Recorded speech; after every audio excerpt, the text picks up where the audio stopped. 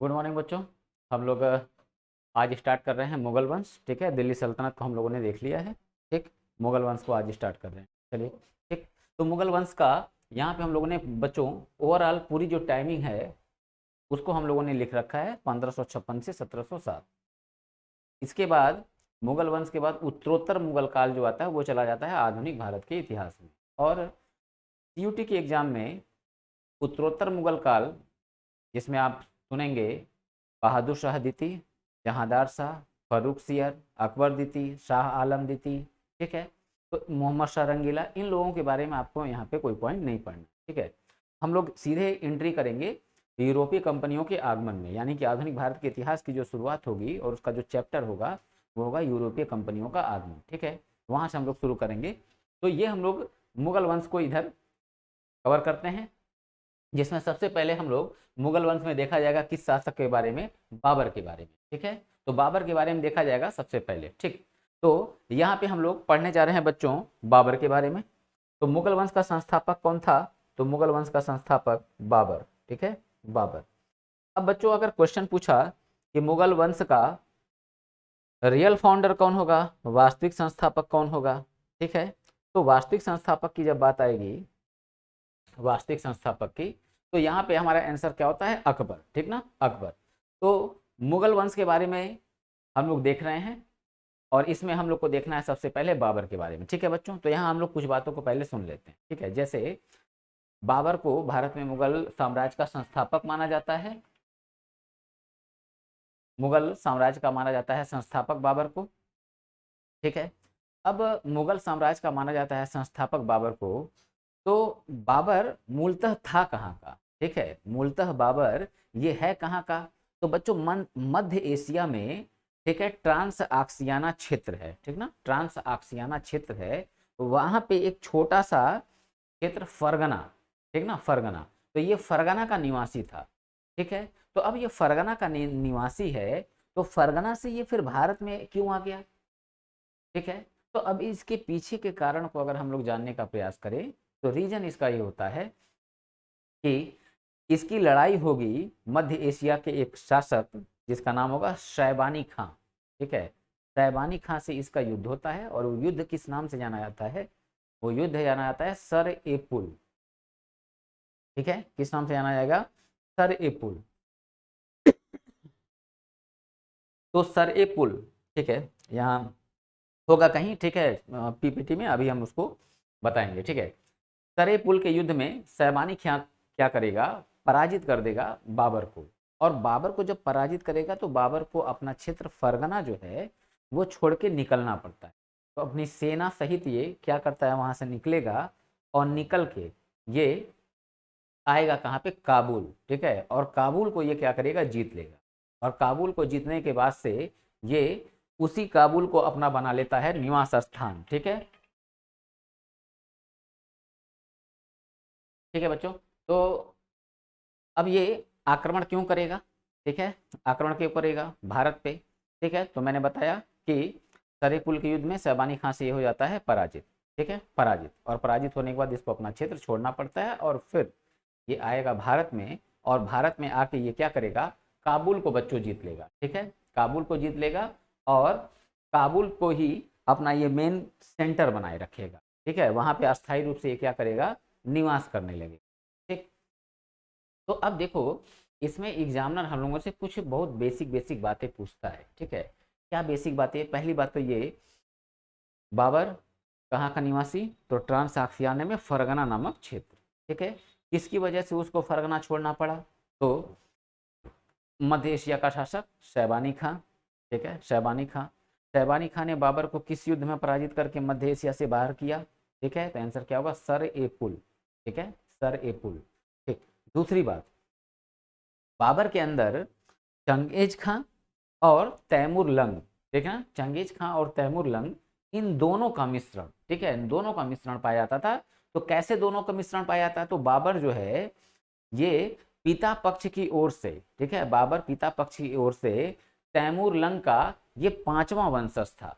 ठीक है, और माता पक्ष की ओर से ये चंगेज खां का 14वां वंशज है। नई बात समझ में आ रही होगी जो मैं ये बोल रहा हूँ, इसका मतलब बच्चों यहाँ पे हम समझ ले पाए। ठीक है, जैसे देखो कि तैमूर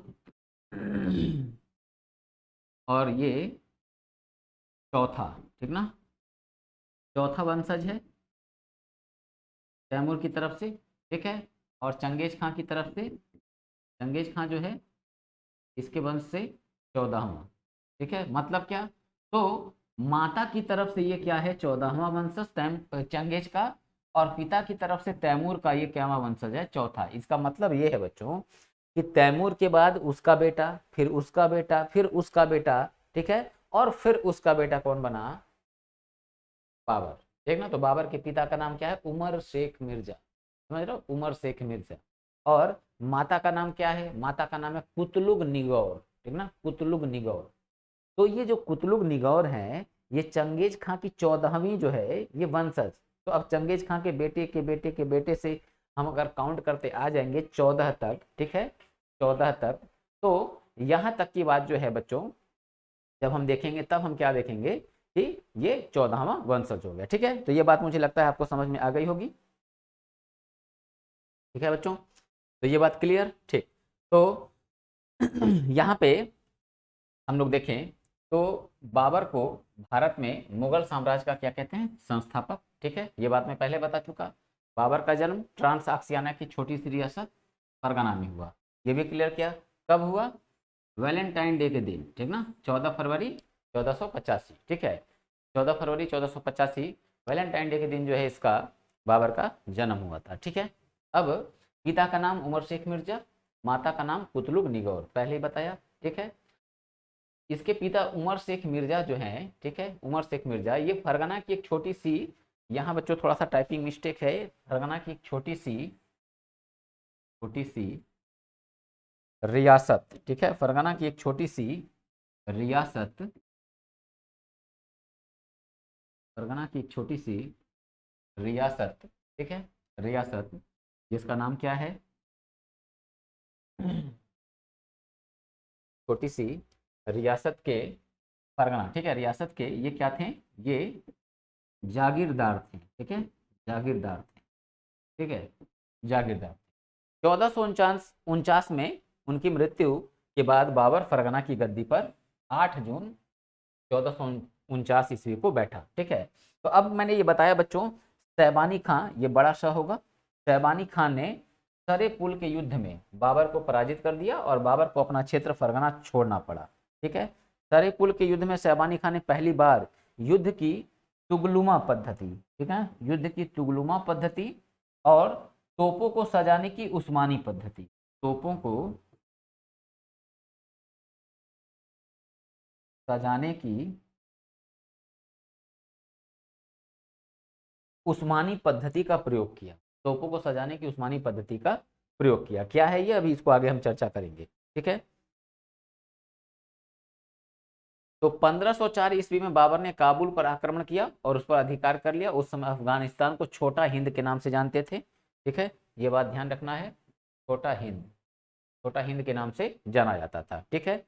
अब देखो बच्चों, बाबर ने अपनी बाबर ने अपनी पैतृक उपाधि मिर्जा, ठीक है, पैतृक उपाधि मिर्जा का त्याग कर दिया। अब पैतृक उपाधि जो है, पैतृक मतलब पिता की तरफ से जो उपाधि चली आ रही थी, तो पिता की तरफ से जो उपाधि चल रही थी वो उपाधि कौन थी, मिर्जा की, उमर शेख मिर्जा, ठीक है। तो ये मिर्जा की उपाधि त्याग के नया उपाधि धारण करेगा और वो उपाधि क्या होगा, बादशाह, ठीक है, बादशाह या पादशाह, ठीक ना।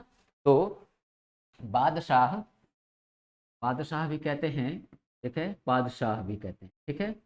तो बादशाह या पादशाह की उपाधि ये धारण करेगा, ठीक है। अब इसको बाबर को भारत में आक्रमण करने के लिए 3 लोग बच्चों देखो एक इनवाइट करेंगे, काबुल आया, काबुल को सेंटर बना लिया है, अब इसको 3 लोग इनवाइट करेंगे। जब बाबर आक्रमण करेगा भारत में उस समय किस डायनेस्टी का रूल होगा, तो लोदी डायनेस्टी, ठीक ना। तो लोदी वंश जो है ये शासन कर रहा था और उस समय शासक कौन था, इब्राहिम लोदी। तो इब्राहिम लोदी शासक था। तो अब क्या होगा, इब्राहिम लोदी के ऊपर आक्रमण करने के लिए इनवाइट करेंगे कौन कौन, आलम खान लोदी, दौलत खान लोदी और खुद राणा सांगा जिनको हम क्या बोलते हैं, संग्राम सिंह, ठीक है। तो जब राणा सांगा इनवाइट करेंगे तो बाबर तैयार हो जाता है, ठीक ना, बाबर तैयार हो जाता है। क्यों तैयार हो जाता है?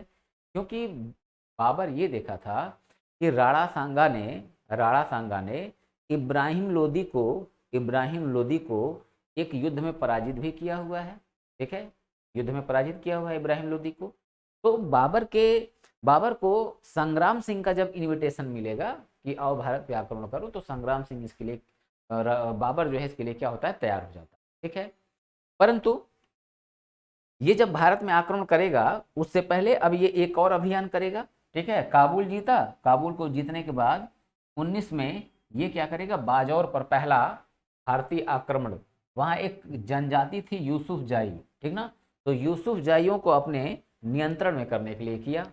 और इसकी एक खास बात है बच्चों, इसकी एक खास बात है कि इसी इसी लड़ाई में बाबर ने क्या किया, भारत में पहली बार तोप एवं बंदूक का प्रयोग किया, ठीक ना।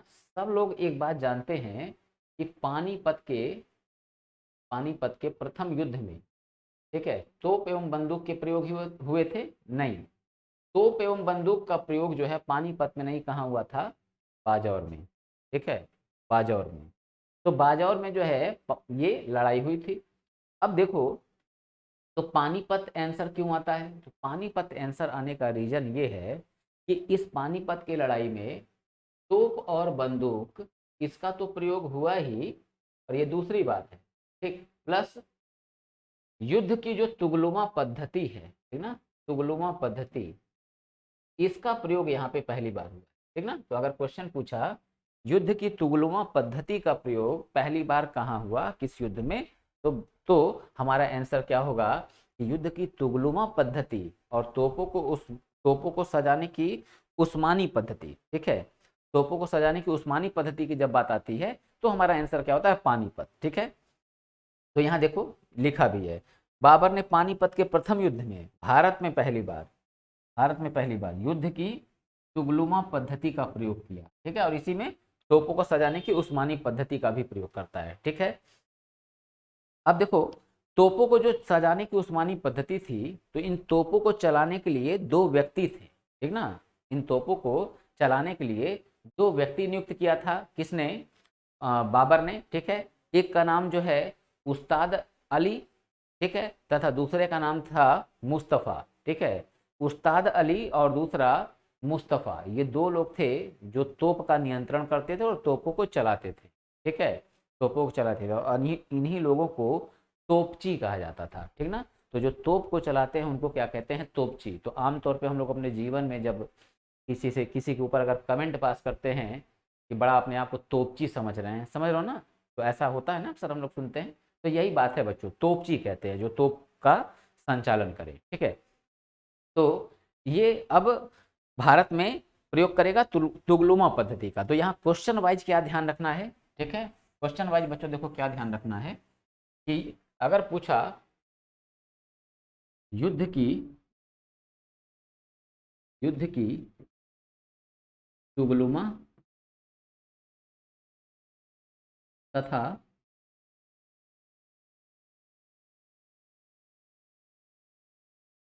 तथा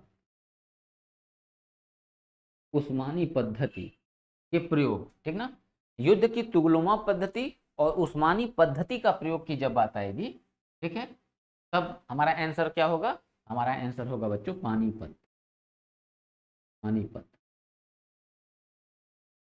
ठीक है। और अगर अगर क्वेश्चन ये पूछा कि पहली बार भारत में तोप और बंदूक का प्रयोग, तोप और बंदूक का प्रयोग किस युद्ध में, तो हमारा आंसर बच्चों क्या होगा, तो हमारा आंसर होगा बाजौर, बाजौर। अमूमन अमूमन जो छोटे मोटे एग्जाम होते हैं, ठीक है, उसमें ये बात पूछ लेता है कि भारत में पहली बार तोप एवं बंदूक का प्रयोग कहाँ हुआ, तो हमारा आंसर क्या आ जाता है, पानीपत, ठीक है बच्चों। मगर अब ये मिसअंडरस्टैंडिंग जो है वो धीरे धीरे खत्म हो रहा है, ठीक है।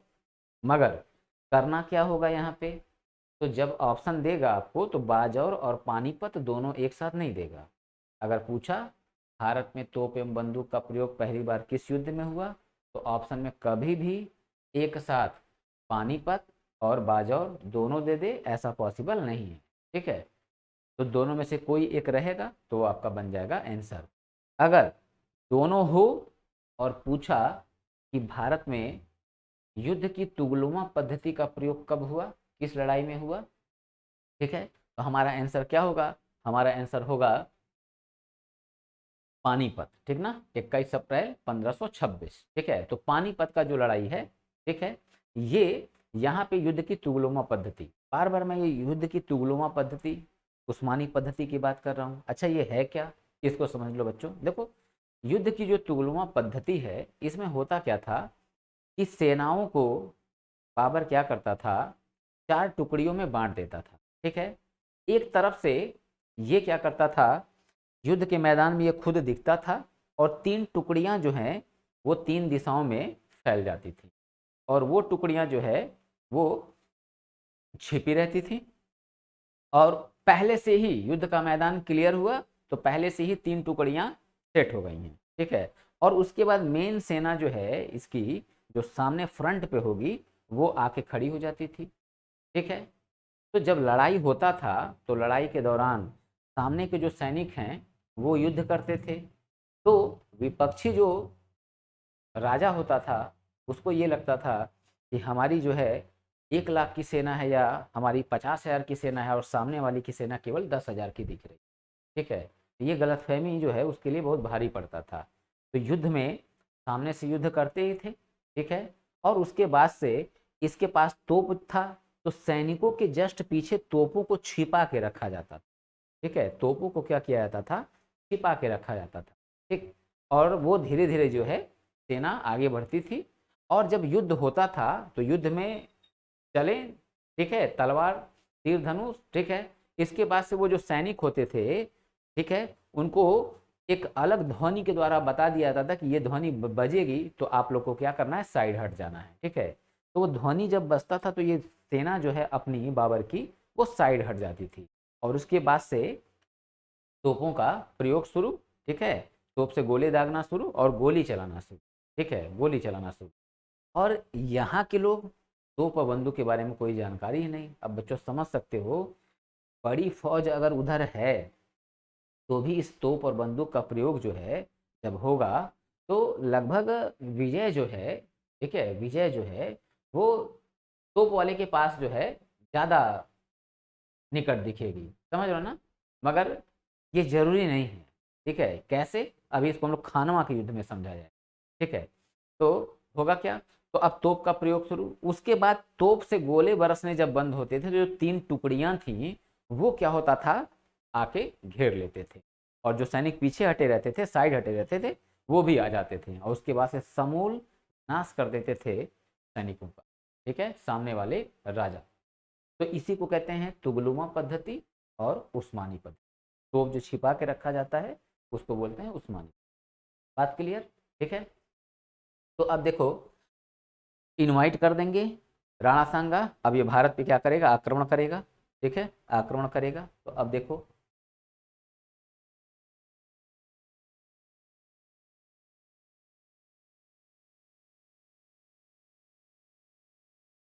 तो यहाँ हम लोग देख रहे हैं बाबर ने अपने तोपखाने का संचालन उस्ताद अली कुली तथा मुस्तफ़ा नामक तोपचियों द्वारा कराता था। ठीक है, इसके बाद हम देख रहे हैं पानीपत के युद्ध में विजय के बाद बाबर ने क्या किया, काबुल के प्रत्येक निवासियों को, ये उज्बेक लिखा है, काबुल के प्रत्येक निवासियों को एक एक चांदी का सिक्का दान में दिया, और बाबर की इस दानशीलता के कारण इसे एक टाइटल प्राप्त होगा, और टाइटल क्या होगा, कलंदर। ठीक ना, कलंदर का। तो ये ध्यान रखना बच्चों, यहाँ पे मैं ये एक बात ये लिख दूं कि पानीपत का युद्ध, पानीपत का युद्ध 1 अप्रैल 1 अप्रैल 1526 को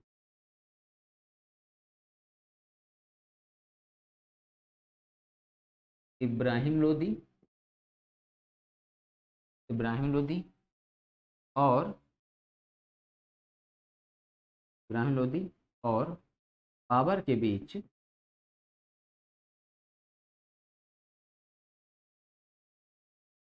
बीच हुआ, जिसमें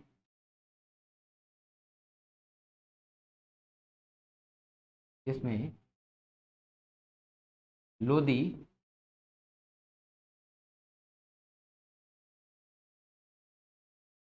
पराजित हुआ और मारा गया। ठीक है, ये बात ध्यान रखना बच्चों, ये लड़ाई कब हुआ, ठीक है। तो जब पानीपत का युद्ध जीत जाएगा तो चूंकि सेंटर किसको बना रखा था बच्चों, इसने सेंटर बना रखा था काबुल को, तो काबुल के निवासियों को एक एक सिक्का, ठीक है, दान में देगा, और दान में देने के कारण इसको टाइटल प्राप्त होगा, उपाधि प्राप्त होगा कलंदर का। ठीक है, अब इसके बाद क्या होगा, तो राणा सांगा से तय हुआ था कि तुम आक्रमण करना, इब्राहिम लोदी को पराजित करना, और पराजित करने के बाद जो है हम सपोर्ट तो करेंगे ही, प्लस इब्राहिम लोदी का सारा धन वो तुम लेना, और लेने के बाद से जो है यहाँ भारत से चले जाना। तो अब राणा सांगा को ये लगता था, संग्राम सिंह को, कि ये जो आक्रमणकारी हैं, लुटेरे लुटेरे आक्रमणकारी, तो चंगेज खां भी वही था और तैमूर लंग भी वही था, तो ये उनका वंशज है, तो ये भी हो न हो लुटेरा ही होगा, तो इसको भी धन मिलेगा तो ये चला जाएगा। मगर राणा सांगा इस बात को नहीं समझ पाए कि बाबर भारत में जो आक्रमण किया है तो ये खुद भटकता हुआ जीवन जी रहा था, और इसके पास एक छोटा सा क्षेत्र भी है काबुल, ठीक है, काबुल, और फिर आता है बाजौर, ठीक है।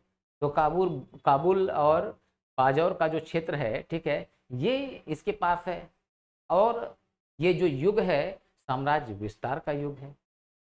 तो वैसी स्थिति में राणा सांगा ये समझ नहीं पाए कि बाबर अगर युद्ध जीता, इब्राहिम लोदी पराजित हुआ, तो बाबर ये क्षेत्र छोड़ के जाएगा नहीं, क्योंकि ये मुल्क जो है अब ऐसा नहीं था कि इस मुल्क में इस्लामिक लोग नहीं थे, मस्जिद नहीं था, मुस्लिम जनसंख्या नहीं थी, सब कुछ था, पूरा इन्वायरमेंट जो इस्लामिक कल्चर के लिए होता है वो मौजूद थे। तो बाबर क्या होगा, जब राणा सांगा बोलेंगे कि भाई अब तो युद्ध जीत गए, ठीक है, धन ले लिए, अब तुम चले जाओ, तो बाबर इस बात के लिए साफ मना कर देता है। अब जिससे क्रोधित होंगे कौन, राणा सांगा, और इनकी लड़ाई होगी कहाँ पे, खानवा में, ठीक ना। तो खानवा की लड़ाई किसके किसके बीच हुई, राणा सांगा और बाबर के बीच, ठीक है, राणा सांगा और बाबर के बीच। तो अब ये युद्ध जो है, राणा सांगा की सेना बाबर से बहुत ज्यादा थी, राणा सांगा की जो सेना है बाबर की सेना की 4 गुनी थी, ठीक है। तो होता क्या है यहाँ पे बच्चों, कि युद्ध का जो नेतृत्व कर रहा था बाबर, बहुत ही शानदार तरीके से नेतृत्व कर रहा था, तो लड़ाई हार रहा था बाबर, हनुमा के युद्ध में लड़ाई हार रहा था बाबर, परंतु ये क्या किया, अपने सैनिकों को कन्विंस किया बड़े अच्छे से। जैसे मूवी था बाहुबली, बाहुबली में आपने देखा होगा कि जो कालकेय था, ठीक है, तो कालकेय के सैनिक जो है वो भारी पड़ने लगे जब बाहुबली की सैनिकों पे, तो सैनिक लगे भागने, तब वो आके बाहुबली कन्विंस करता है सैनिकों को, ठीक है, तो आपको याद होगा वो सीन क्या है, मृत्यु, ठीक है, उस तरह से कन्विंस किया, तो फिर दोबारा ये पलटवार किए और कालकेय को पराजित किया।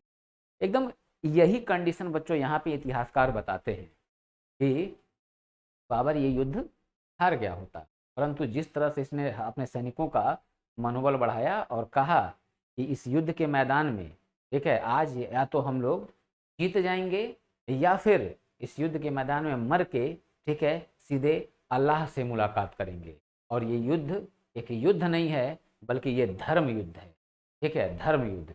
और तो इसी समय नारा देगा किसका, जिहाद का, ठीक है। तो क्वेश्चन पूछा हुआ है, जिहाद का नारा किस युद्ध में दिया था बाबर ने, तो खानवा के युद्ध में दिया था, ठीक। तो ये बात क्लियर, ठीक है। और उसी समय ये गाजी की उपाधि भी धारण करे, ठीक है, गाजी की उपाधि भी बाबर धारण करता है। तो हम लोग देखते हैं इन सारी बातों को। तो बाबर ने खानवा के युद्ध में सैनिकों का मनोबल ऊंचा रखने के लिए, हाँ, जिहाद का नारा दिया, ठीक है, लिखा है साफ साफ।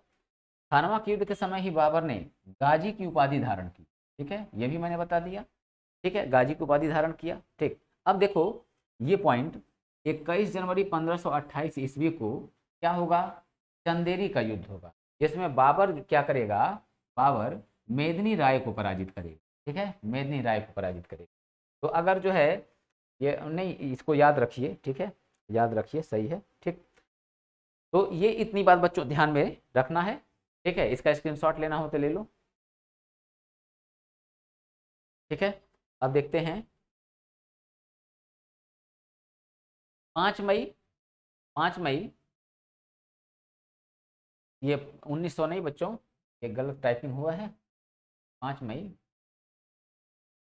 1529 ईस्वी को लड़े गए घाघरा के युद्ध में, ठीक है। अब एक लड़ाई होगी घाघरा नदी के तट पे। तो ये लड़ाई किससे होगा?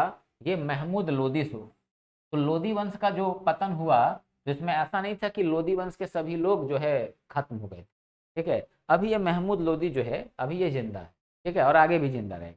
तो महमूद लोदी को पराजित कर देगा। और इसकी इस लड़ाई की, घाघरा के युद्ध की एक विशेष बात ये थी कि ये जल एवं थल, ठीक ना, जल एवं थल दोनों पे लड़ा जाने वाला, ठीक है, भारत का क्या है, पहला युद्ध है।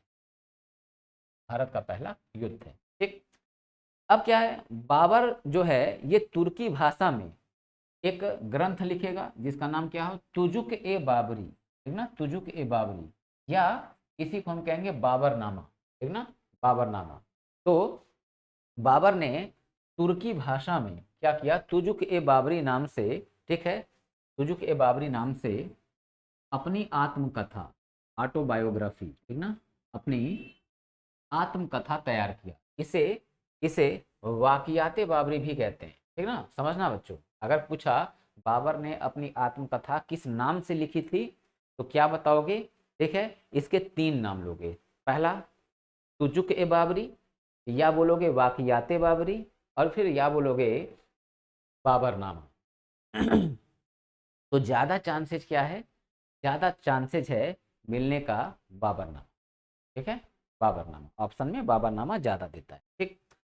1826 में लेडन और एल्किंग ने वाकियाते बाबरी का, ठीक ना, वाकियाते बाबरी का, जब भारत में ब्रिटिश रूल आ जाएगा तब क्या होगा, लेडन और एल्किंग ने वाकियाते बाबरी का क्या किया, अंग्रेजी भाषा में अनुवाद किया, ठीक है।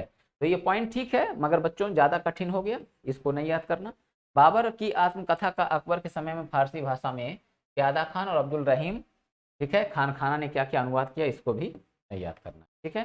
चलिए, तो ये इतनी बात क्लियर। आते हैं हम लोग हुमायूं पे। तो हुमायूं, इसकी टाइमिंग 1530 से 1556, बीच में ये कुछ समय के लिए क्या होगा, गायब होगा, ठीक है। कैसे, सारी बात बताते हैं, ठीक है। अब हुमायूं जो है ये किसका बेटा, बाबर का बेटा, ठीक है, बाबर का बेटा। तो बाबर का बेटा हुमायूं, और इसकी माँ का नाम क्या, तो हुमायूं बाबर की तीसरी पत्नी, ठीक है, तीसरी पत्नी माहम बेगम का पुत्र था। और इसका जन्म कहाँ हुआ, काबुल में। तो मैंने बताया था ना कि काबुल को सेंटर बना लिया है, तो काबुल में 1508 ईस्वी में इसका जन्म हुआ, ठीक है। और ये जो हुमायूं है, इसके बच्चों 4 भाई बच्चे थे, ठीक ना, 4 भाई थे, ठीक है। तो 4 भाई जो थे, वो 4 भाई कौन थे, पहले नंबर पे खुद हुमायूं हो गया, तीसरा अस्करी, ठीक है, पहला हुमायूं खुद, दूसरा अस्करी, तीसरा कामरान, और चौथा हिंदाल, ठीक ना, हिंदाल। और इनमें जो है, जो सबसे बड़ा भाई था, ठीक है, वो कौन था, हुमायूं था। तो जब बाबर की मृत्यु हुई थी, तो बाबर की मृत्यु के समय बाबर ने हुमायूं से वचन लिया था कि तुम हमेशा अपने भाइयों का देखभाल करोगे। तो हुमायूं ने बाबर को वचन दिया था कि हाँ, मैं है अपने भाइयों का देखभाल करूंगा।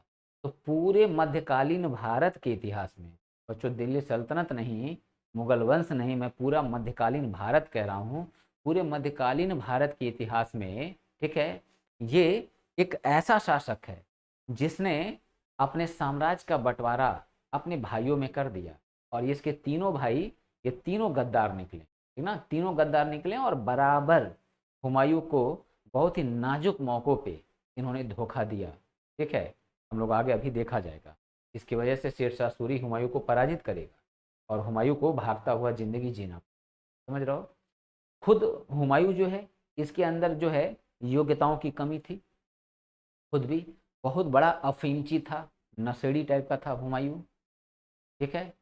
नृत्य जो है होना, नृत्य होना, उसको देखना, ठीक है, शराब का सेवन करना, अफीम का सेवन करना, ठीक है, विलासितापूर्ण जीवन जीना, ये इसके स्वभाव में शामिल था और ये इसका सबसे बड़ा क्या था, डिमेरिट था, सबसे बड़ा ये इसका दोष था। ठीक है, तो अब देखो यहाँ पे हम लोग देखें तो मैंने जो महमूद लोदी का, ठीक है, जिक्र किया था, बाबर से लड़ाई हुआ, ठीक है, घाघरा का युद्ध में, तो उस युद्ध में महमूद लोदी, ठीक है, ऐसा नहीं था कि मर चुका था, ठीक है, मैंने क्या बोला, पराजित किया, और मगर अभी वो जिंदा है, थोड़ी देर पहले बोला ना। तो यहाँ देखो फिर क्या होगा, अब 1532 का जो टाइम आएगा उसमें क्या करेगा, हुमायूं महमूद लोदी से लड़ाई लड़ेगा और महमूद लोदी को फिर पराजित करेगा। तो फिर मतलब हुमायूं नहीं, मतलब महमूद लोदी दूसरी बार मुगलों से फिर पराजित होगा, ठीक है, पराजित होगा। तो ये एक बात, ठीक, पराजित कर दिया। दूसरी तरफ बच्चों देखो, हम लोग यहाँ देखें तो गुजरात का क्षेत्र, गुजरात का क्षेत्र, यहाँ पे राजस्थान का जो क्षेत्र है यहाँ पे है मेवाड़, ठीक ना, मेवाड़, राजस्थान का क्षेत्र यहाँ पे मेवाड़। तो मेवाड़ में एक राजमाता थी, राजमाता, तो जैसे राजमाता बाहुबली थी ना शिवगामी देवी, ठीक है, उसी तरह राजमाता जो थी, इनका नाम क्या था, कर्णवती, रानी कर्णवती, ठीक है। तो राजमाता कर्णवती, ठीक, ये, और यहाँ बच्चों गुजरात, तो गुजरात में एक शासक रहेगा, ठीक है, गुजरात में एक शासक रहेगा जिसका नाम क्या होगा, बहादुर शाह, ठीक ना, बहादुर शाह। तो गुजरात में शासक है बहादुर शाह, बहादुर शाह। अब ये तैयारी करता है आक्रमण करने का, किसके ऊपर, रानी कर्णवती के क्षेत्र पे, मेवाड़ पे आक्रमण करने का। तो ऐसी स्थिति में रानी कर्णवती क्या करती हैं, ये हुमायूं के पास भेजेंगी राखी, और राखी भेज के, ठीक है, उसे अपना भाई बनाएंगी और कहती हैं मदद करने के लिए। परंतु हुमायूं यहाँ पे अदूरदर्शिता, यानी दूरदर्शिता नहीं दिखाया, अदूरदर्शिता, तो अदूरदर्शिता का परिचय देते हुए ये करेगा क्या, रानी कर्णवती का मदद नहीं करता है। ठीक है बच्चों, रानी कर्णवती का ये मदद नहीं करेगा। अब इससे क्या होगा, जब रानी कर्णवती का मदद ये नहीं करता है तो इससे इसको नुकसान ये होगा कि जो वहाँ के मेवाड़ के जो राजपूत शासक थे, जो सैनिक थे, उनका समर्थन इसको नहीं मिल पाया। अगर इसने सहायता किया होता तो राजपूतों का पूरा समर्थन मिला होता, और आगे देखो, आगे अकबर राजपूतों का समर्थन प्राप्त करने का प्रयास करेगा और इसमें वो सफल होगा, और इसीलिए अकबर द ग्रेट बना वो, ठीक है, और उसका साम्राज्य काफ़ी विस्तृत रहा, लंबा रहा, ठीक है, बहुत सी लड़ाइयाँ लड़ा। तो राजपूत जो सैनिक थे, योद्धा जो थे, उनके बल पे लड़ा अकबर, ठीक है। तो अकबर जो है दूरदर्शी था, मगर वहीं जो है इसका पिता जो है हुमायूं, वो अदूरदर्शी, समझ रहे हो। तो ये बात, तो अब क्वेश्चन पूछा कि हुमायूं से, हुमायूं के पास राखी भेज के, ठीक है, अपनी मदद किसने मांगा, तो ऑप्शन में दिया रहेगा मेवाड़ की राजमाता कर्णवती, ठीक है, तो आंसर हमारा क्या है, कर्णवती, ठीक। तो यहाँ पे हम लोगों ने इसको लिख रखा, तो कर्णवती जो है उन्होंने मदद मांगी थी, ठीक है, राखी भेज के, ठीक। अब देखो मदद तो ये करेंगे नहीं, अच्छा चलो ठीक है, कोई बात नहीं। तो अब ये शासन कर रहा है, तो जैसा कि मैंने बोला विलासितापूर्ण जीवन जीने का इसको आदत, ठीक है। तो अब होगा क्या, इधर इधर बहार खां लोहानी नाम का एक व्यक्ति रहता है, ठीक है, बिहार का शासक। तो बिहार का शासक था बहार खां लोहानी। बहार खां लोहानी की सेवा में कार्य कर रहा था कौन, तो बहार खां लोहानी की सेवा में कार्य कर रहा था शेरशाह सूरी, जिसका वास्तविक नाम क्या था, फरीद, ठीक, यहाँ देखें, जिसका वास्तविक नाम क्या था, वास्तविक नाम था फरीद, ठीक है, फरीद इसका वास्तविक नाम, ठीक। बहार खां लोहानी की सेवा में रहते हुए इसने क्या किया, शेर को तलवार से मार दिया, और एक ही बार मारा वो शेर मर गया, जिससे बहार खां लोहानी इसको एक उपाधि देगा, तो उपाधि क्या होगा, शेर खां, शेर खां। और फिर आगे क्या होगा, आगे जब ये हुमायूं को पराजित करेगा, किस युद्ध में, चौसा के युद्ध में, ठीक है, तो इसके बाद से ये क्या करेगा, एक उपाधि धारण करेगा, और उपाधि क्या होगी, शेर है ये, शेर था नाम, तो ये क्या करेगा, शाह, शेर शाह सूरी, ठीक है, सूरी। तो ये उपाधि धारण करता है, ठीक है। तो इसका तीसरा नाम क्या हो गया, शेरशाह सूरी। क्योंकि सूरी कैसे, ये इसके सूरी जो है ये इसके वंश का भी नाम होगा। शेरशाह सूरी के वंश का नाम क्या होगा, सूरवंश। अब सूरवंश क्यों है, क्योंकि इसके दादा का नाम क्या था, इब्राहिम सूर। तो इब्राहिम सूर के नाम पे ये क्या करेगा, अपने वंश का नाम रखे। ठीक है बच्चों, तो अभी हम लोग आगे इसको देखते हैं। तो यहाँ हम लोग आगे बढ़ें तो देखते हैं ये सारी बातें, ठीक है। ऊपर देखो बच्चों सारी बात लिखा हुआ है। बहादुर शाह के आक्रमण के समय, बहादुर शाह के आक्रमण के समय मेवाड़ की राजमाता कर्णवती ने मदद के लिए हुमायूं के पास क्या किया, राखी भेजा, ठीक ना। तो इस बात को मैं बता चुका, मगर मदद नहीं किया। हुमायूं और शेरशाह सूरी के बीच 26 जून 1539 को चौसा का युद्ध हुआ। इसमें हुमायूं अपनी जान बचाने के लिए घोड़े सहित गंगा नदी में क्या हुआ, कूद गया, ठीक है, कूद गया। और इस लड़ाई में ये क्या होगा, बुरी तरह पराजित होगा, ठीक। तो अब एक इतिहासकार है जिसका नाम है फरिश्ता, ठीक ना। तो फरिश्ता नामक जो इतिहासकार है ये बताता है कि जब हुमायूं घोड़े सहित अपने अपने घोड़े सहित, ठीक है, गंगा नदी में कूदा तो ये डूब रहा था। तो इसको बचाया किसने, तो एक नाविक था जिसका नाम था बच्चों नियाज सक्का, ठीक ना। नियाज सक्का नामक एक नाविक था, इसने हुमायूं की जान बचाई। अब जिससे प्रसन्न होके हुमायूं क्या करता है, इसको आधे दिन का, समझ ना बच्चों, आधे दिन का मुगल बादशाह बना, ठीक है। जैसे मूवी देखे होगे अनिल कपूर की नायक फिल्म में, एक दिन का मुख्यमंत्री, ठीक है। तो आधे दिन का इसको बना देगा मुगल बादशाह, ठीक है, मुगल बादशाह। तो अब देखो चौसा का युद्ध जीतेगा, उसी में ही ये शेर खान से बनेगा क्या, शेरशाह सूरी, ठीक। अब यहाँ पे बच्चों देखो काफी सटीक रणनीति अपनाता है कौन, शेरशाह सूरी। सटीक रणनीति क्या था, अभियान पे निकला हुआ था ये, बंगाल अभियान पे निकला हुआ था कौन, हुमायूं। और इधर शेरशाह सूरी अपने आप को ताकतवर बना चुका था। बाहर खां लोहानी की मृत्यु हो गई थी, ठीक है। और उसकी बीवी थी जिसका नाम था डूडू बेगम, ठीक ना, यहाँ लिख के बताते हैं। उसकी बीवी थी डूडू बेगम। तो डूडू बेगम से ये क्या करता है, डूडू बेगम से ये विवाह कर लेगा। तो डूडू बेगम से ये विवाह कर लेता है, ठीक है, और अपने आप को मजबूत कर लेता है ये।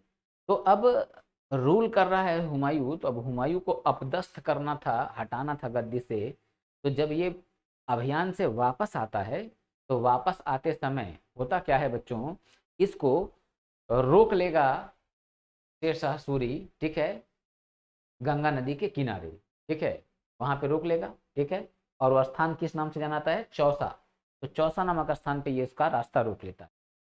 और ये रोकता है ऐसे जगह पे जिस जगह पे हुमायूं की सेना रुकती है, वो सेना, वो क्षेत्र जो है वो ढाल में था, ठीक ना, वो गड्ढे युक्त क्षेत्र में था, मतलब ये ढाल में था। और शेरशाह सूरी जो है ये क्या था, ये ऊंचाई पे था, थोड़ा इससे ऊंचाई पे था।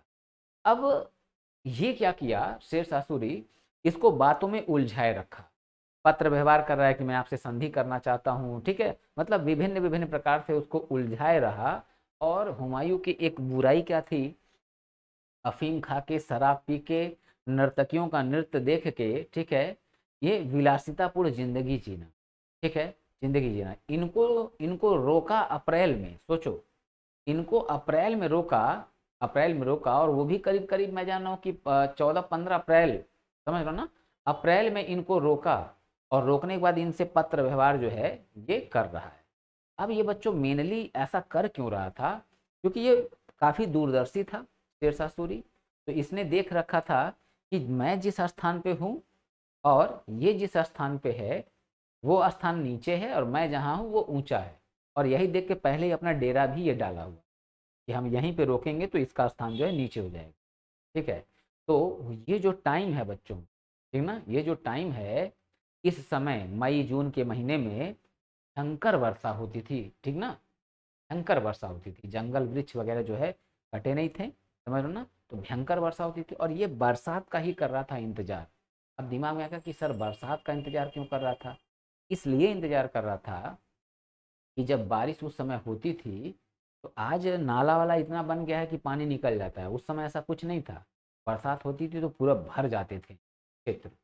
तो जो इसका तोपखाना वगैरह है ना, वो सब क्या हुआ बच्चों, तोप वगैरह वो बर्बाद हो गया, गोले बारूद वगैरह सब क्या हुए, बेकार हो गए और पानी भर गया। और उसी में ये क्या किया, शेरशाह सूरी आक्रमण कर, आक्रमण करने के बाद से जो है इनको पराजित कर दिया।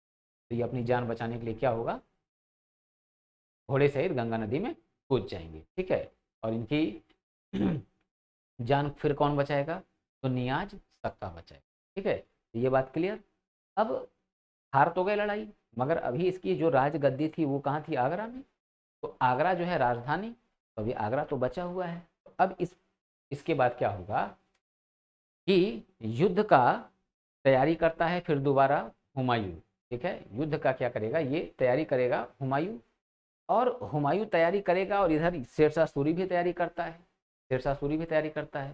तो अब यहाँ देखो हुमायूं की गलती अब फिर क्या हो, अब एक लड़ाई और होने जा रहा है जिसका नाम क्या है, कन्नौज का युद्ध या बीलग्राम का युद्ध, ठीक ना, बीलग्राम का युद्ध। तो बीलग्राम का जो युद्ध होगा, ठीक है, बीलग्राम का जो युद्ध होगा, ये भी लगभग देखो यही टाइम, मई उई का जो टाइम है, ठीक ना, ये भी फिर इसी समय ही होता है, समझ रहे हो, इसी समय होता है, बरसात के समय ही। अब इसमें कई फैक्टर, इसके बीलग्राम का युद्ध भी हार जाएगा कौन, हुमायूं। अब बिलग्राम का युद्ध ये क्यों हार जाएगा, बिलग्राम का युद्ध हारने का कारण कारण एक नहीं कई होंगे। जो इसके भाई थे, इसके भाई इसको समय समय पे क्या हुआ, धोखा देते रहे। अपने भाइयों से ये सैन्य सहायता मांगा था, वादा करके इसके भाई मुकर गए, ठीक। दूसरा, सेनाएं आमने सामने हैं और हुमायूं एक अच्छी तैयारी के साथ आया नहीं था। इसके वहां पे खाद्य सामग्री जो थी राशन जो था वो खत्म हो गया था, ठीक है। तो सैनिकों का मनोबल जो है वो लगा था टूटने। तो कई सैनिक तो यहाँ से जा चुके थे, भाई मदद करने वाले थे, भाइयों ने मदद किया नहीं। अब ऐसी स्थिति में विकल्प इसके पास केवल यही बचा था कि या तो बिना युद्ध लड़े ये भारत छोड़ के भागे, या फिर युद्ध लड़के एक चांस ले कि हम युद्ध जीतेंगे या नहीं। तो चांस लेता है और इस युद्ध में ये हो जाएगा पराजित, ठीक है। और जब ये पराजित होगा तो अब इसका राज सिंहासन जो है वो भी क्या होगा, वो भी छिन जाएगा, ठीक ना, वो भी छिन जाएगा। और ये अब क्या करेगा, अपनी पत्नी हमीदा बानो बेगम, ठीक है, इसको लेके ये भटकता हुआ जीवन शुरू करेगा। तो ये जहां जहां जाता है, ठीक है, जहां जहां जाता है वहां वहां शेरशाह सूरी के सैनिक जो हैं इसका पीछा करते रहते हैं, ठीक है। तो आमेर के राजा थे राणा वीरसाल, तो राणा वीरसाल के महल में जाके ये रुका अपनी पत्नी सहित। तो राणा वीरसाल के महल में रुका तो वहीं पे हमीदा बानो बेगम जो है वो भी रुकी, और वो उस समय जो है हुमायूं अकबर को जन्म देने वाली थी। तो ये पीछा वहाँ भी नहीं छोड़ा। तो हमीदा बानो बेगम को वहीं छोड़ के इसको निकलना पड़ जाता है, कहाँ पे, ठीक है, भारत से बाहर। और ये एटलिस्ट जाके रुकेगा कहाँ पे, ईरान में एक शासक रहता है जिसको कहते हैं तुहमास्प, ठीक ना, तुहमास्प नाम का एक शासक रहेगा, उसी के वहाँ ये जाके रुकता है, ठीक ना, वहीं पे जाके ये रुकेगा। और रुकने के बाद से फिर जो है ये वहाँ पे एक ठीक ठाक समय बिताएगा, और इधर बैरम खां को क्या करेगा, अकबर का नियुक्त कर देगा संरक्षक। तो बैरम खां के संरक्षण में, और उसकी एक धाय माँ होंगी, ठीक ना, जिनका नाम होगा माहम अनगा, जिनको हम जीजी अनगा भी बोलते हैं, वो पालन पोषण करेंगी किसका, ठीक है, अकबर का। और इधर क्या होगा, इधर शेरशाह सूरी आगरा की गद्दी पे बैठ जाएगा और एक नया वंश की स्थापना कर देगा, सूरवंश। तो सूरवंश की स्थापना ये कर देगा, परंतु होगा क्या कि कलिंजर नामक क्षेत्र का ये डाला हुआ था घेरा। तो कलिंजर नामक क्षेत्र का जो घेरा डाला हुआ था, तो तोपखाने अब क्योंकि बाबर की पूरी जो है कि धन और जो है कि हथियार वगैरह सब इसके हाथ में आ चुके थे, तो अब तोपखाना इसके पास भी आ चुका था, गोला बारूद इसके पास भी था। तो गोला बारूद के ढेर में आग लग गई, जिससे हो गई मृत्यु किसकी, शेरशाह सूरी की। और इसके बाद से फिर क्या होगा कि शेरशाह सूरी के जो वंश है उसका नेतृत्व कौन करेगा? सिकंदर सूर। और सिकंदर सूर नेतृत्व करेगा और एक युद्ध होगा हुमायूं और सिकंदर सूर के बीच। मेनली वो लड़ाई हुमायूं ने नहीं किया था, वो लड़ाई किया किसने? वो लड़ाई किया है सिकंदर सूर से अकबर और बैरम खान ने। और वो लड़ाई किस नाम से फेमस है? मच्छीवाड़ा का युद्ध। ठीक है, तो मच्छीवाड़ा के युद्ध में पराजित कर देगा बैरम खान और अकबर मिलके किसको? सिकंदर सूर। अब जिससे क्या होगा? हुमायूं वापस जो है अब भारत में एंट्री करेगा। और जब एंट्री करेगा तो इधर बाबर जो है सॉरी अकबर जो है ये 13 साल की आयु पार कर चुका था। ठीक है, तो ये फिर अगला क्या हो जाएगा? शासक हो जाएगा। कब हो जाएगा?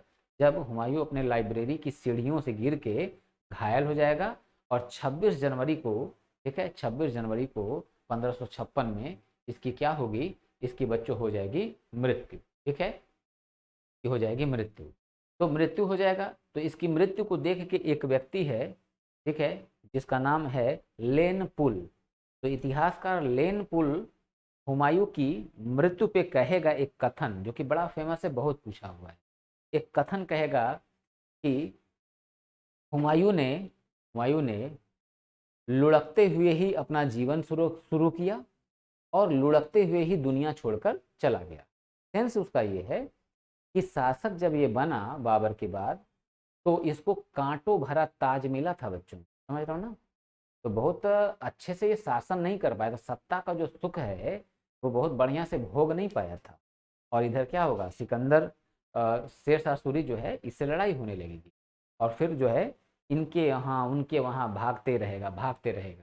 और फिर जब आएगा दोबारा शासन में, ये दोबारा जो है राजगद्दी पे, तब तक ये अपने लाइब्रेरी की सीढ़ियों से फिसल के गिर जाएगा 24 जनवरी को और फिर घायल हो जाएगा और 26 जनवरी को 1556 में इसकी। ठीक है, तो ये कुछ इतने पॉइंट्स हैं हम लोग को देखने हैं हुमायूं से। तो क्या ये जितने पॉइंट की चर्चा किए हैं हम लोग देखें पीपीटी में है? ठीक है, तो देखते हैं। तो फरिश्ता ने, ठीक है, ये बात मैं बता चुका हूँ। चौसा का युद्ध, शेर खान ने शेरशाह सूरी की उपाधि धारण की। ठीक है, 17 मई 1540 ईस्वी को बीलग्राम के युद्ध में शेरशाह सूरी ने हुमायूं को क्या किया? पराजित किया। और भारत में द्वितीय अफगान वंश, ठीक है। अब प्रथम अफगान वंश कौन है? तो प्रथम अफगान वंश है बच्चों, प्रथम अफगान वंश है लोदी वंश, ठीक ना, लोदी वंश। तो अफगानिस्तान का ये भी था, ठीक ना, लोदी वंश अफगानिस्तान का था। ठीक है, शेरशाह सूरी भी, इसके वंशज जो हैं इब्राहिम सूर वगैरह, ये भी अफगानिस्तान के थे। ठीक है, तो इसीलिए शेरशाह सूरी के सूर्यवंश को द्वितीय अफगान वंश भी कहते हैं। ठीक ना। कन्नौज में पराजित होने के बाद हुमायूं ईरान के शासक तुहमास्प के यहाँ शरण लिया और यहीं पर हुमायूं ने सुन्नी धर्म को छोड़कर शिया धर्म अपना लिया है। वेरी वेरी इंपॉर्टेंट बच्चों, ये पॉइंट जो है उससे छूटा। ठीक है, मगर ध्यान रखना क्योंकि तुहमास्प जो है, तुहमास्प वो कौन था? वो शिया था, ठीक ना, शिया। तो इसलिए ये क्या किया? शिया धर्म स्वीकार कर लिया। इस्लाम की जो दूसरी शाखा है शिया, उसको स्वीकार कर लिया। ठीक है, सुन्नी धर्म का त्याग कर दिया। पर वो जब वापस आ जाएगा तो फिर अपने वापस धर्म में, सुन्नी में ये आ जाएगा। ठीक ना, यानी ये नहीं कि अब ये शिया धर्म स्वीकार कर लिया तो अब अकबर जो है शिया था, नहीं, वो सुन्नी ही है। ठीक है, सिकंदर सूर के नेतृत्व में अफगान सेना को मच्छीवाड़ा के युद्ध में 22 जून 1555 में हुमायूं ने पराजित किया और पुनः भारत में मुगल वंश की स्थापना किया। ठीक है, ध्यान रखना है। शाह अबुल माली हुमायूं को फरजंद कहकर पुकारता था। ठीक है, ये भी याद रखना है बच्चों, ये भी याद रखना है। ठीक है, हुमायूं दीन पनाह या शेर मंडल स्थित, ठीक है, तो दिल्ली में है ये दीन पनाह, ठीक ना, तो दीन पनाह या शेर मंडल स्थित अपने पुस्तकालय की सीढ़ियों से गिरने के कारण घायल हो गया और 26 जनवरी 1556 को इसकी मृत्यु हो गई। ठीक है, तो ये बात बच्चों इतना ध्यान रखना, स्क्रीनशॉट लेना हो ले सकते हो। ठीक, आगे देखें। हाँ, ठीक है, तो मैंने अभी जो है बच्चों कथन बताया था ना, ठीक है, कथन बताया था। तो यहाँ देखो कथन लिखा है, लेनपुल, नाम याद रखना, लेनपुल ने यही स्लोगन। ठीक, तो ये हो गया। ठीक, अबुल फजल ने हुमायूं को इंसान कामिल, ठीक ना, इंसान कामिल की उपाधि प्रदान। ठीक है, तो ये पॉइंट भी याद रखना, यानी कि हुमायूं के पॉइंट से कुछ भी छोड़ना नहीं है। शेर शाह सूरी अब अगला रूलर होगा और 5 साल के लिए शासन में आएगा। तो मैंने इसके बारे में बताया कि ये इसके बचपन का नाम क्या था, फरीद था, ठीक ना, फरीद। और इसका जन्म होशियारपुर के बैजवाड़ा नामक स्थान पे, ठीक है, होशियारपुर के बैजवाड़ा नामक स्थान पर हुआ था, ठीक है। तो फरीद नाम था। यहाँ तक की बातें बच्चों जो है, यहाँ तक की बातें ध्यान में रखनी है, ठीक है। शेर शाह के पिता हसन खां और दादा इब्राहिम सूर थे, ठीक है। शेर शाह के पिता कौन थे, हसन खां, ठीक है, और इनके दादा का नाम क्या था, इब्राहिम सूर, ये भी मैंने चर्चा किया था, ठीक। बाहर खां लोहानी की सेवा में रहते हुए फरीद ने चीते को तलवार के एक ही बार से मार दिया, जिसके कारण इसे शेर खान की उपाधि मिली, ठीक, ये भी मैं बता चुका हूँ, ठीक है। बिहार की गद्दी पर अपना अधिकार कर लेने के बाद शेर खान ने हजरत आला, ठीक है, हजरत आला लिखा हुआ है, ये ऐसे होगा, हजरत ए आला की उपाधि धारण किया, ठीक है। तो ये भी ध्यान रखना है। शेर शाह सूरी को अकबर का पूर्वगामी, ये very very important. Sher Shah Suri जिस तरह से विकास कार्यों को बच्चों करेगा, ठीक ना, और उदार नीति अपनाएगा धार्मिक दृष्टिकोण से, धार्मिक कट्टरता की नीति ये नहीं अपनाता है, समझ लो ना बच्चों, धार्मिक कट्टरता की नीति नहीं अपनाएगा, उदार नीति अपनाएगा, ठीक है। तो इसके कारण इसको क्या बोला जाएगा, अकबर का पूर्वगामी। पूर्वगामी मतलब कि अकबर जो आज द ग्रेट अकबर कहलाता है, ठीक है, ग्रेट हम कह लें, अकबर के पहले कौन था, तो शेरशाह सूरी, ठीक ना, शेरशाह सूरी, ठीक।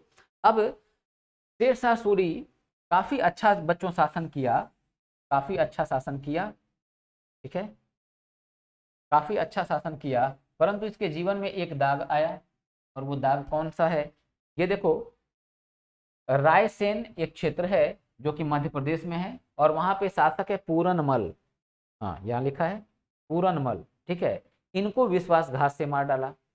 अब क्या था कि रायसेन का जो क्षेत्र है, ठीक है, रायसेन का जो किला है, इस किले को ये घेर के बैठा हुआ, बाहर घेरा हुआ था, ठीक है, और सेनाएं जो है बाहर डेरा डाली हुई हैं। तो काफी लंबा समय बीत गया और किले का द्वार जो है वो पूरनमल ने नहीं खोला। तब ये क्या करता है, ये एक नीति का सहारा लेगा, ठीक है, जिसको हम कहते हैं साम, तो कहते हैं साम दाम दंड भेद, ठीक है, सब युद्ध में जायज है। परंतु जिसको हम ग्रेट कहते हैं, तो ग्रेट लोग ऐसे नहीं, सारा कुटिलता बदमाशी सम्मिलित रहे, तो उसको जो है ग्रेट नहीं बोल पाते हैं, ठीक है। तो अब देखो क्या है कि रायसेन का किला ये घेरा हुआ था जो कि मध्य प्रदेश में है। अब ये क्या करेगा, पूरनमल को बुलवाएगा, कहेगा ऐसा है, छोड़ो, कोई युद्ध नहीं करना है और आपसे हम संधि करना चाहते हैं। तो पूरनमल 25 राजपूतों के साथ आते हैं, कहाँ, बाहर, ठीक ना, बाहर आएंगे और आने के बाद मुलाकात करते हैं किससे, शेरशाह सूरी से। तो शेरशाह सूरी इनकी उसी समय हत्या कर देगा। कहाँ 25 लोग और कहाँ बाहर पूरी फौज पड़ी है, समझ रहे हो। तो पूरनमल को यहाँ पे बिलीव नहीं करना चाहिए था, मगर उन्होंने विश्वास किया, ठीक है, और उनके साथ ये धोखा होता है, ठीक है। चलो आगे देखते हैं।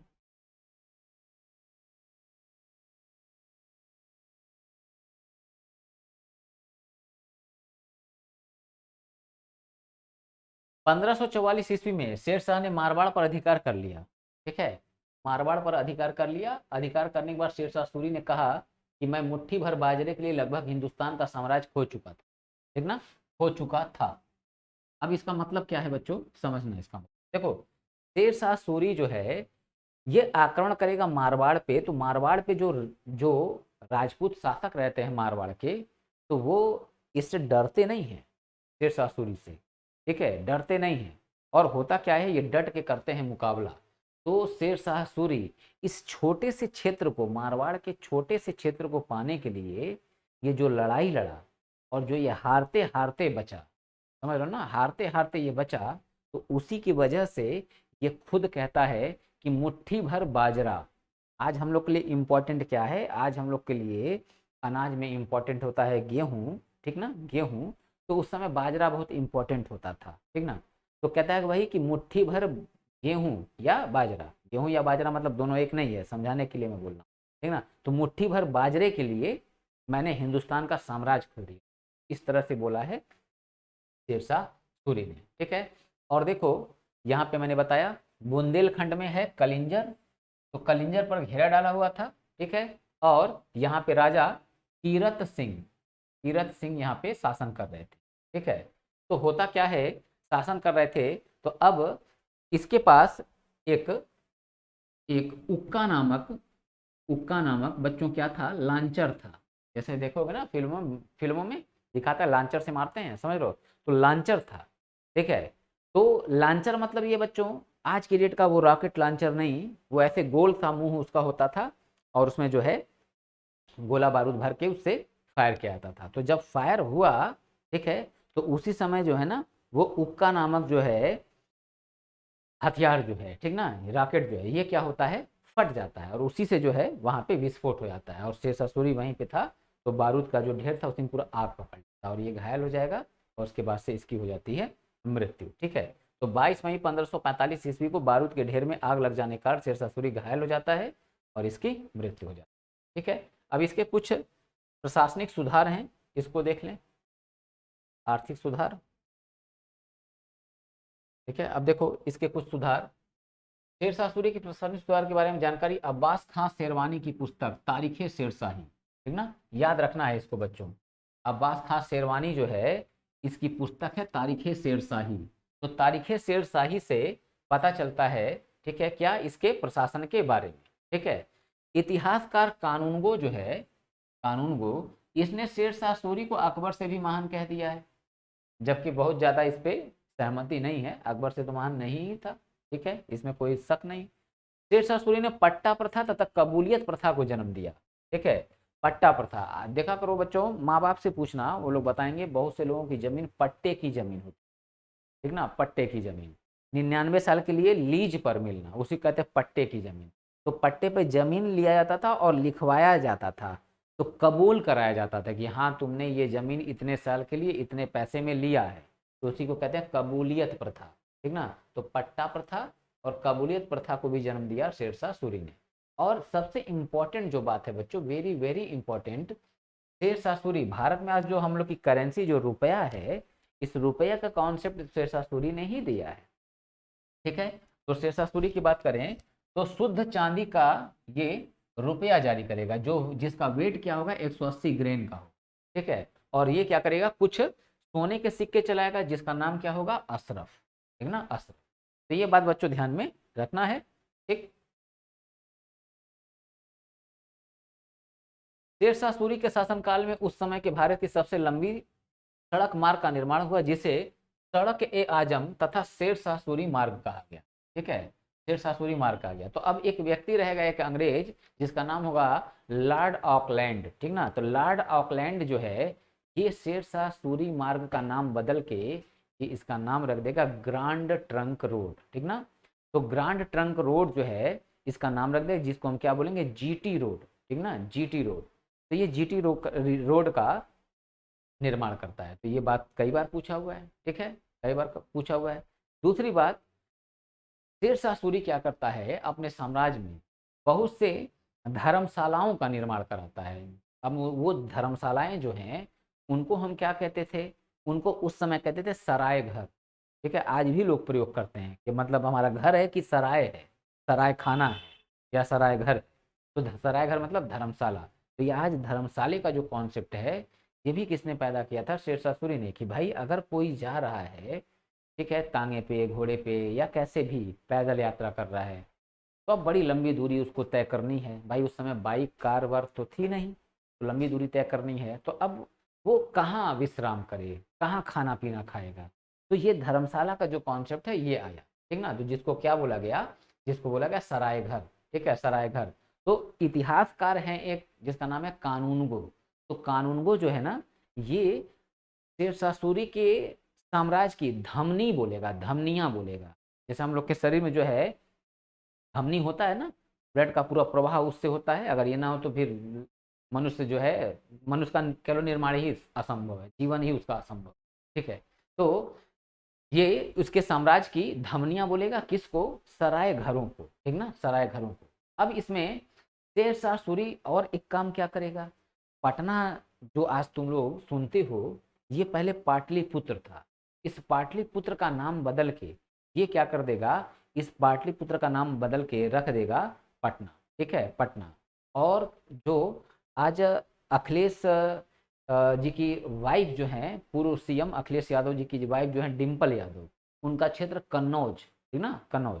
तो कन्नौज को ये क्या करेगा, कन्नौज में ये एक नगर बसाएगा कन्नौज के अंदर ही, जिसका नाम क्या होगा, शेरसूर नगर, ठीक ना, शेरसूर नगर। तो शेरसूर नगर का ये क्या करेगा, निर्माण करवा देगा, ठीक है।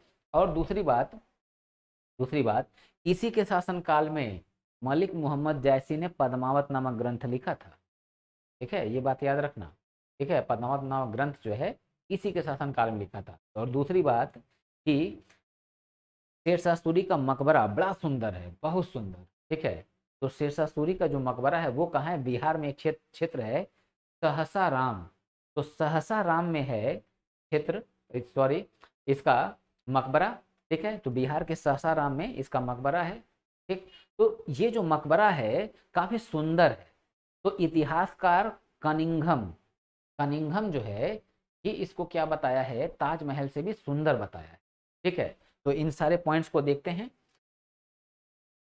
जीटी रोड, ठीक है, लॉर्ड ऑकलैंड ने, ठीक है, जीटी रोड कर दिया, ठीक, ये बता चुका मैं। कानून गो, ठीक है, कानून गो। सरायों को साम्राज्य की क्या कहता है, धमनियां कहता है। पाटलिपुत्र को पटना नाम दिया, ठीक। कन्नौज में शेरसूर, ये छोटा सा होगा, शेरसूर नगर बसाया। दिल्ली में शेरशाह सूरी द्वारा पुराना किला का निर्माण कराया गया, ठीक है। हाँ, ये देखना है, पुराने किले का निर्माण कराएगा शेरशाह सूरी दिल्ली में, ठीक। और इस किले के अंदर किला-ए-कोहना नाम से एक मस्जिद का भी निर्माण करवा, ठीक है। तो ये बात, सासाराम में इसका मकबरा, सासाराम कहाँ, बिहार में। और ताजमहल से सुंदर कौन बोलेगा, कनिंघम बोलेगा, ठीक ना। और फिर शेरशाह सूरी के शासनकाल में ही मलिक मोहम्मद जैसी क्या करेंगे, पद्मावत नामक ग्रंथ की रचना करें, ठीक है बच्चों। तो ये हम लोग का कवर होता है हम लोग का, ठीक है, शेरशाह सूरी। तो हम लोगों ने कुल आज 3 शासकों के बारे में पढ़ा। एक शासक हमने देखा बाबर, दूसरा हम लोगों ने देखा हुमायूं, और तीसरा हम लोग ने देखा शेरशाह सूरी, ठीक है। और फिर इसके बाद नेक्स्ट वीडियो में हम लोग देखेंगे अकबर, जहांगीर, शाहजहां, औरंगजेब, ठीक ना, 4 शासकों। और ये 4 शासक देखने के बाद तो 3 मार्च 1707 को औरंगजेब की हो जाएगी मृत्यु, और यहीं से मुगल वंश क्या हो जाएगा, डिक्लाइन होना शुरू हो जाएगा, ठीक ना। मुगल वंश का पतन होना शुरू हो जाएगा, पतन हो नहीं जाएगा, ये बात शब्दों पे ध्यान रखना, पतन होना शुरू हो जाएगा, ठीक है बच्चों। तो क्लास रोकते हैं, ठीक है, फिर नेक्स्ट वीडियो में हम लोग बाकी के मुगल वंश के शासकों को देखते हैं।